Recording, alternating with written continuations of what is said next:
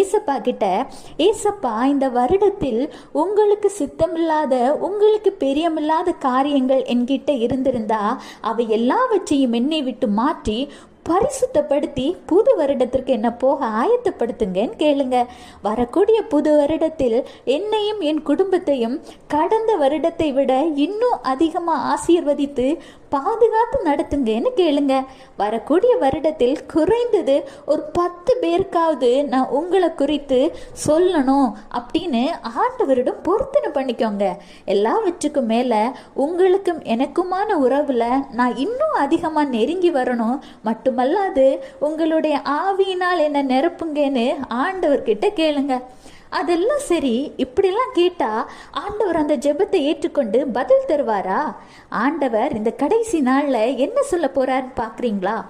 Mark chapter 11 verse 24.